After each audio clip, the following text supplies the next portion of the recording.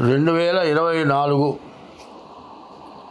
August నెల 1వ తారీఖు దగ్గర నుంచి 31 వరకు మకర రాశి ఫలితాలు. మకరస్యాన్ మృగో నక్రః. మకర కుంభాలకి శని అధిపతి. ఇక మకర కుంభాలకి చెప్పేదే లేదు. మకర కుంభాలకి ఒకళ్ళు చెప్పకుండానే వాళ్ళ కష్టాలు వాళ్ళు చెప్పుకుంటూ ఉంటారు. నాకు అంత బాధ ఉంది, ఇంత బాధ ఉంది, నేను ఎట్లా బతకాలి, నా పరిస్థితి ఏమిటి అనేటువంటి సమస్యలతో బాగా ఇబ్బందులు పడుతూ ఉంటారు. వాళ్ళ బాధలు చెప్పదగినవి కావు. ఈ మకర రాశికి నవంబర్ చివరి వరకు కూడా చాలా కష్టదశ, చాలా జాగ్రత్త అవసరం. మీరు ఒక్కటే చేయండి, ప్రతిరోజు కూడా ఎక్కడైనా మారేడు చెట్టు ఉంటే 3 ఆకులు కలిసింది దళం. 3 ఆకుల్లో ఒక ఆకు పోతే దళం కాదు. 3 ఆకులు దళం ఉండేటట్లుగా మారేడు ఆకులు తీసుకొని తెల్లవారుజామున స్నానం చేసి లేచి వెళ్ళి ఈశ్వరుడికి మారేడు దళాలతో పూజకి మీరు గోత్రనామాలతో చెప్పి పూజ చేయించుకోకపోయినా పర్వాలే, అర్చకుడి చేతికిచ్చాయా ఆ శివలింగం మీద మారేడు దళాలు పెట్టమంటే చాలు. అవి పెడితే మీ దరిద్రం అంతా పోతుంది. ఒక్కోడు అంటాడు, వాడు దళం వేసుకు పుట్టాడురా అంటారు. వాడు కూర్చున్న చోటుకి అన్నీ వస్తూ ఉంటాయి. ఆ దళం అంటే ఏంటో తెలియదు. మారేడు దళం ఈశ్వరుడికి వేసి పూజ చేస్తే దరిద్రం అంతా పోతుంది. ఈ మకర కుంభాల రాసుల వాళ్ళు మారేడు దళాలతో శివార్చన చేయడం చాలా విశేషం.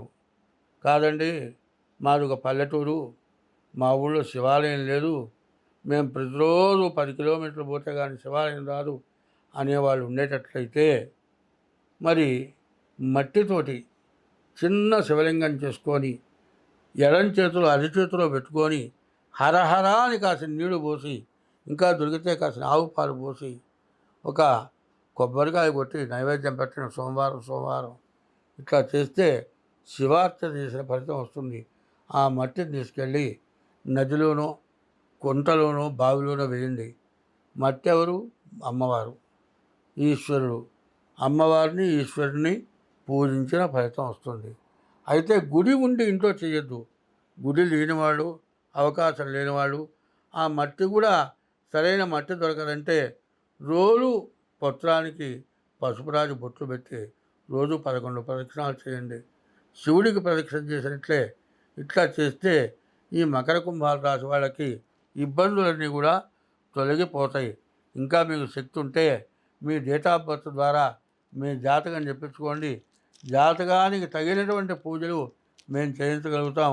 అట్లాంటి పూజలు చేసుకుంటే మీకు సమస్యలు ఏమీ లేకుండా కూడా మీరు బయటపడతారు. కాబట్టి మీ చెప్పేటువంటి పూజల్లో మీరు ఫాలో అయితే మీకు అన్ని విధాలా చాలా బాగుంటుంది.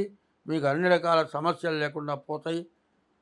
మరి ఇది అవలంబించండి. ఇది కాకుండా మీరు ఏం చేయాలంటే ప్రతిరోజు కూడా బియ్యపు రవ్వ పంచదార కలిపి మీరు ఏం చేస్తారంటే గోడల వెంబడి కానీ మట్టి నేలలో కానీ ఆ బియ్యపు రవ్వ పంచదార కలిపింది తీసుకెళ్ళి గోడల వెంబడి పుట్టల దగ్గర వేయండి. ఆవుకి కాస్త ఆహారం పెట్టండి. మీ దోషాలన్నీ కూడా పోతాయి. కాబట్టి అందులో పసిపిల్లలు ఎవరైనా ఉంటే వాళ్ళకి ఏదైనా ఆహారం పెట్టండి. దేవుడి కంటే ఎక్కువ పసిపిల్లలు. ఎందుకంటే నువ్వు 100 రూపాయల కాగితం ఇస్తే పట్టుకోడు వాడు. ఏదైనా చాక్లెట్ ఇస్తే ఆత్రంగా తీసుకొని తింటాడు. చాక్లెట్ మీద ఉన్న విలువ 500 రూపాయల కాగితం మీద కూడా వాళ్ళకి విలువ ఉండదు. పసిపిల్లలు దేవుడితో సమానం. గోవుని పూజించడం, మరి పిపీలికా సమారాధన, చీమలకి మరి ఆహారం పెట్టడం, ఇది చాలా విశేషం. మరి జీవరాశులు, నోరు లేనటువంటి జీవరాశులకి ఆహారం పెట్టడం చాలా విశేషం. ప్రతిరోజు దైవ దర్శనం చేసుకోవడం చాలా మంచిది. అట్లాగే శనివారం కానీ గురువారం కానీ ఏదైనా గుళ్ళో ప్రసాదం చేయించండి. ఈ మకర రాశి వాళ్ళకి సమస్యలన్నీ పోతాయి.